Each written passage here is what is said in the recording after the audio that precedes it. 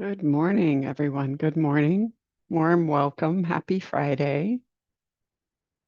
Good to see everyone in the chat.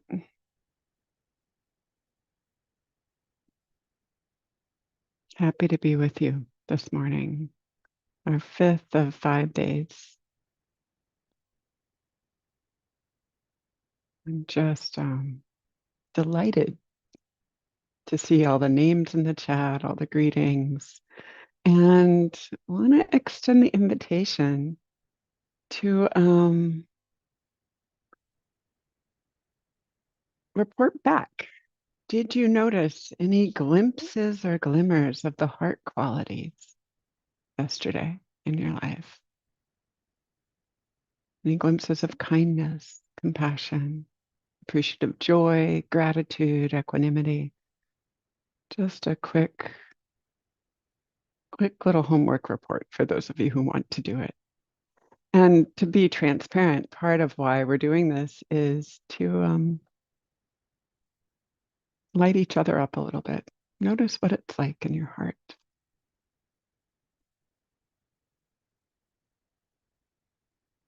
Oh, warm greetings to those of you still pouring in.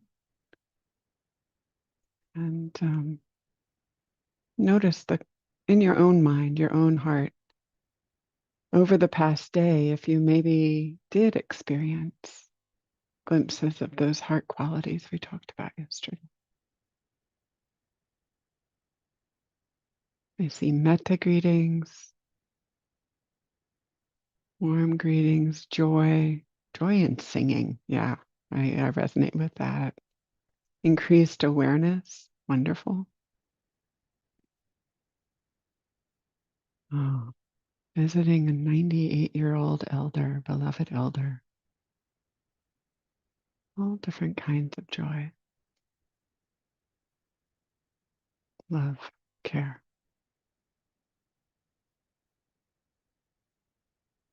So thank you for those. They're meaningful. And those I don't have time to read now, I will read later. But as you are settling in, noticing, noticing in your own heart how it feels to read the greetings and observations of others, and how it feels to look back in your own heart at your day. And as you're taking, maybe as I'm about to do, that last sip of tea before settling into the meditation, allowing that to nourish your heart. And taking a deep, intentional breath or two, and beginning to bring the attention inward,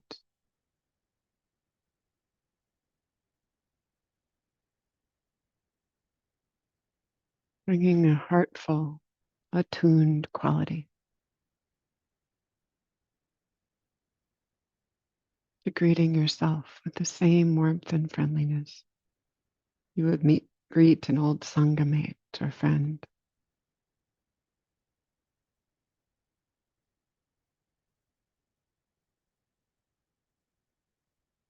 Allowing a little extra relaxation on the out breath. And letting go into the moment.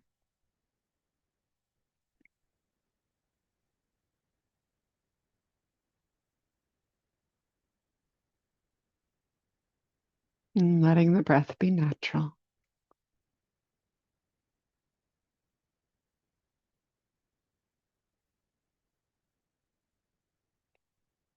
Inviting all of your body, all of your heart, all of your mind to be present here.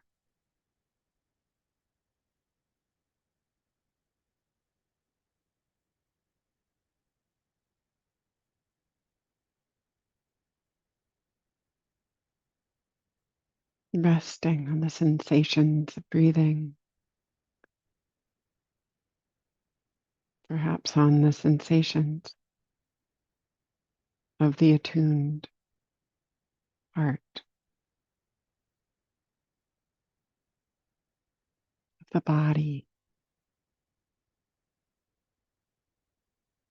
making a gentle, loving determination that for these moments,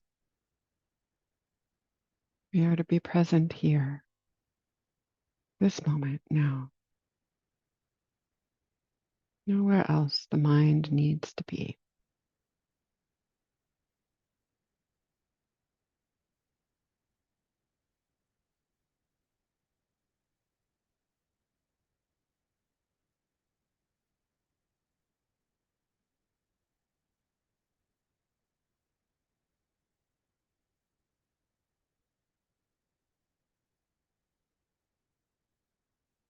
Attending to the details of sensation, ambient sound, temperature,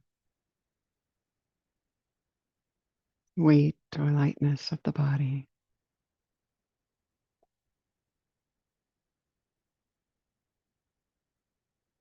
aliveness in this body,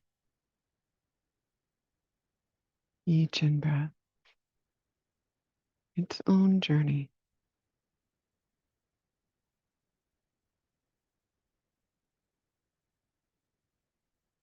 With each out breath, releasing anything extra, letting go.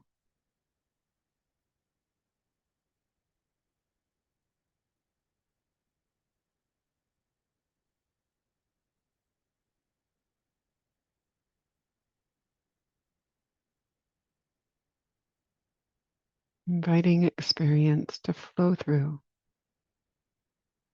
each breath, each moment, any flits of thought,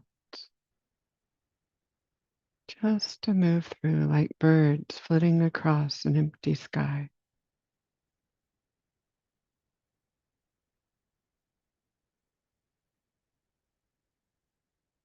And being nourished, resting in the waves of the breath, the moment.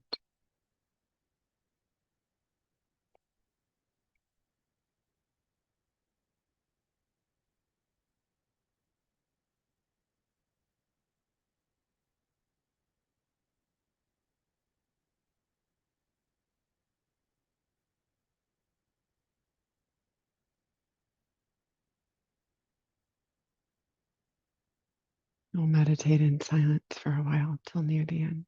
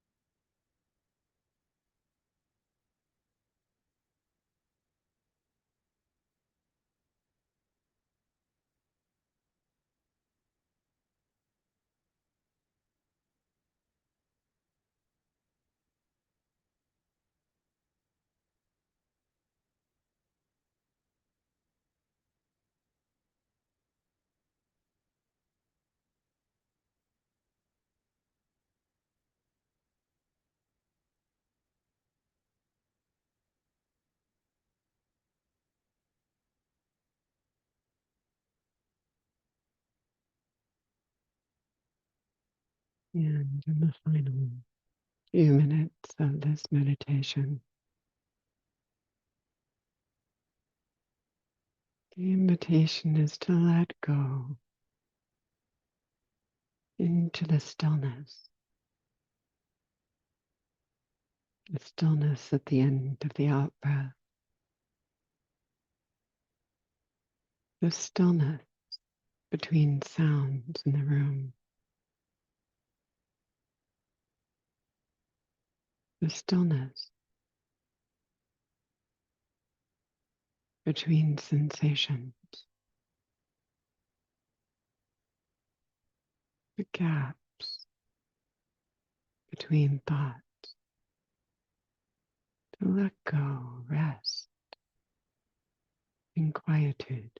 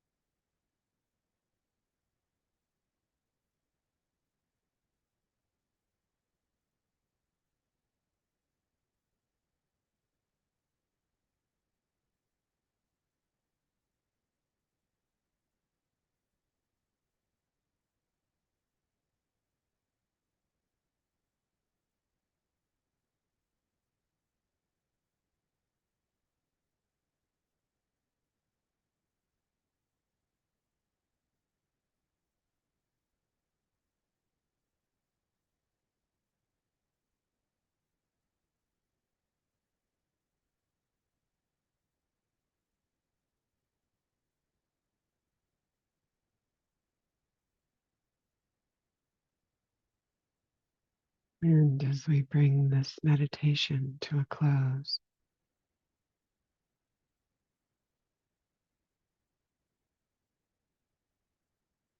drinking in any moments of peacefulness, calm, settledness, appreciating, savoring them, savoring any of the heart qualities, warmth, attunement that emerged,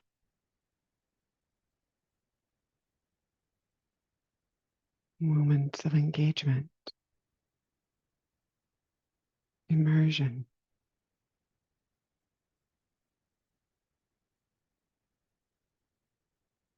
appreciating them all, and appreciating with kindness even any moments of difficulty. Those two can be onward leading.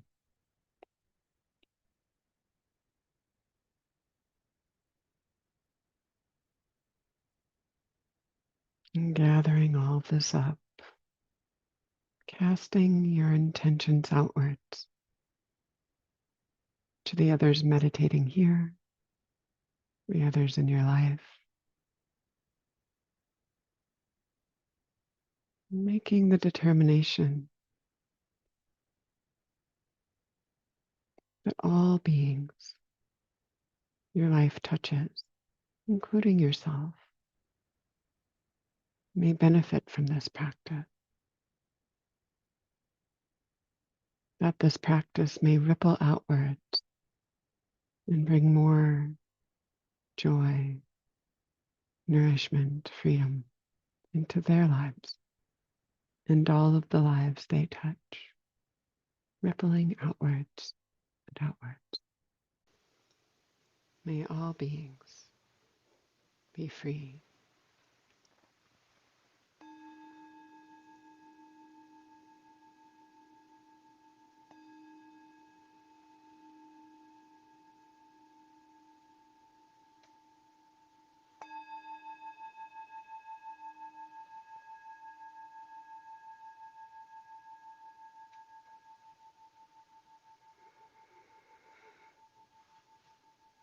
Thank you for your practice.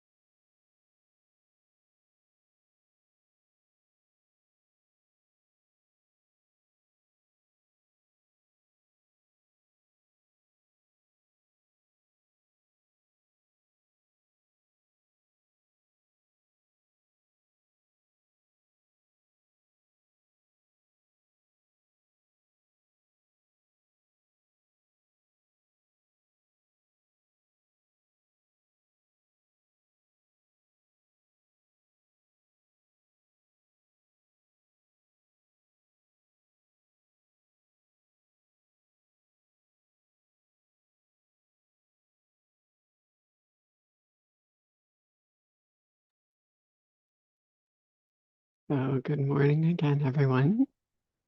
Warm greetings to all of you, especially those who slipped in a few minutes late. I'm delighted to be back with you for this fifth of 5 teachings. Excuse me, fifth of 5 teachings on inner and interpersonal well springs of Dharma well-being. This week's theme is on cultivating these qualities. And they're in the context of the Buddha often gave teachings to all kinds of people, but occasionally would give teachings about how to practice when things weren't going so great in the outer world. And gave the teaching of coming home to the practice, staying home in the practice, making the practice our field of influence and our refuge. And in this teaching that I'm describing this week, he talked about 5 benefits, well springs of well-being that get cultivated this way. Sort of an inner sense of spiritual empowerment, true inner beauty, happiness, inner wealth or heart wealth, and this last one that we're covering today, freedom. So, freedom, liberation, is freedom from any trace of mental affliction, any trace of greed, hatred, delusion, ignorance in the heart and mind. No more fuel for that internal optional kind of suffering. I'll talk more about that later. And it's freedom from causing intentional harm. Any experience of freedom, of the heart letting go, metabolized carefully, can be onward leading in the path towards awakening. Onward leading, and can make for a much happier life.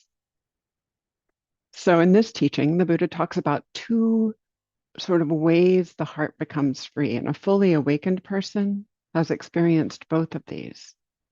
The first is freedom by wisdom, freedom by knowledge, deep wisdom and knowledge. And the second is freedom by meditative depth and meditative deepness. The Pali for these are Panya, wisdom awakening, and Cheto, heart awakening. Now, the second can be temporary or permanent. In any case, it's powerful, nourishing. It resets an internal set point or reference point for the rest of life. Oh, this is possible. So I've talked about empowerment the first day, spiritual power. The Buddha really considered this freedom, this liberation of the heart and mind to be the most consequential form of power. All the good qualities we've covered this week help contribute to it. And to sort of unpack this topic a little more, speak to it, I have one more story from the time of the Buddha. And this is a story of two good friends, Atisa, and I think his name was Kovala, something like that. And in ancient India, they were born within a day or two to families in neighboring villages. And the families had already been friends. So it's that beautiful thing many of you have experienced. That's if you have kids, where your kids' friends become friends, or your parents were friends when you were born. And so you've been friends with this person your whole life. And it's a special kind of friendship. So they grew up together. They went off riding horses together, swimming in creeks, going to forests, and they were both in their own spheres, their own villages, very popular and well liked. So they went to a festival one day as young men, maybe adolescents, together. And it was a 3-day festival. And the first day was wonderful and they had a lot of fun. And it's great, like folk music and entertainment and plays and tricks and all that kind of stuff. So they signed up for the second and the third day. But the second day, they were both kind of less into it. And then that night, each of them in their own beds had sort of difficult nights of tossing and turning. And it turns out that when they went back that third day, they were much more, each was much more withdrawn and pensive. And Atisa was having these thoughts of, well, death is universal. Why are we spending our time doing this when we could be finding a way to completely end suffering, to know the truth of life before we're gone? Classic kind of young person wisdom, young person seeking. So he notices that his friend is also pensive and asks, well, you're withdrawn. What's up with you? And wouldn't you know, his friend Kovala said the same thing. And I'm like, oh, we're of the same mind. We should leave these villages and go off and find a good teacher and find a way to really understand the meaning of life, break through our suffering, discover freedom. And so they did. And as the story goes, around the time they did this was around the time that the Buddha to be was getting married, still in his household life. And it was years before he left, the Buddha left and became a teacher, brought his son into the order. And so they wandered around and were finding teachers and not satisfied with any of them. Eventually, they found one teacher who was brilliant with knowledge and skepticism and analysis. And he really taught them to critically look at what they were learning, empirically look at it. But he didn't have any of the deeper teachings. And so they learned a lot from him, but were becoming dissatisfied, realizing that they really hadn't come to a full understanding.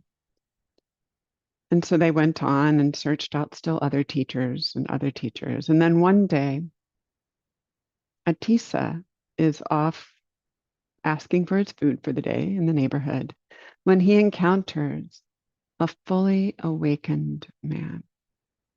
And he was immediately struck by this person's presence, the calm, the stillness that radiated from him, the sense of peace. And after they had both gotten their meal, he bowed down to him and said, who is your teacher? What have you learned? You've clearly learned something, and I want to learn it. And this monk was a little bit shy and maybe a little bit skeptical of the newcomer's intentions. People often challenged themselves and each other in those days. But he told him the teachings of the Buddha in brief, just like 4 stanzas or something, and then told him who his teacher was and where his teacher was. And upon hearing those four stanzas, something in Atisa's heart just opened up. And he knew this is it. This is the way. There was a deeper understanding, a miniature, significant awakening in him. So he went and found his friend and told him, and they went to see the Buddha and joined a kind of a cohort of incoming practitioners. And because they had been so dedicated for years, even decades, and had such keen powers of some kind of mental analysis and understanding and meditation, both of them became fully awakened pretty quickly. And the Buddha, recognizing their capacity, made them his two primary assistants of the order. So that was an honor, but it was also a lot of work. You got to kind of run the Sangha, a lot of administrative, interpersonal stuff, and they also helped him teach. And these two men were Sariputta and Mahamoggallana. Those of you who are familiar with the ancient teachings are familiar with them already. I'm telling this story in part because of the importance of spiritual friendship as you're mucking along on the path, and in part because these two people exemplify two different expressions of liberation. While they both woke up both ways through wisdom and through meditative depth, Sariputta was much more of a wisdom type. He became a great systematizer, a lot of details. He was kind of like that day's version of a software engineer or an information architect, highly logical, rational. Whereas Mahamoggallana was extraordinarily skilled in meditative subtlety, subtlety of the inner workings of the mind, of meditative depth, of different states. And Sariputta tended to bring people into the first beginnings of awakening, the first levels of it. And Mahamoggallana tended to train the more advanced practitioners in depth. So those are a couple of examples of expression of freedom. I think you can maybe get a sense of their different personality. And there are others. The nun Dhammadina in the Buddha's time was eloquent, unsurpassed in her eloquence among the women, foremost in teaching, especially of lay people. And her Dharma sister, Patachara, exemplified and modeled this inner beauty that just shone from her and this dedication to virtue. Excuse me. And she became the foremost instructor of new nuns, had quite a following. So it can take many forms of expression, this awakening. I've heard stories of awakened people in the Saigon Hills of Burma from colleagues and friends of mine. And one exemplifies utter peace and just radiates it to the point where it's palpable, even walking into his space. And another was happy and light and joyful. All of these are dimensions of the free heart. So again, this liberation is freedom from being impacted by affliction, from the life-denying forces that can come to us through society, our own inner, more primitive urges, our upbringing. It's freedom to respond with clarity, without reactivity to whatever life brings, not to make things worse for self, others, or anyone. It's freedom to be okay, to flourish in any circumstances at all. So to recap, this kind of freedom is what the Buddha considered the most potent form of power. And this week, all of these other good qualities we've covered feed into that, nourish that capacity for the heart's freedom. And each glimpse, metabolized, can be onward leading.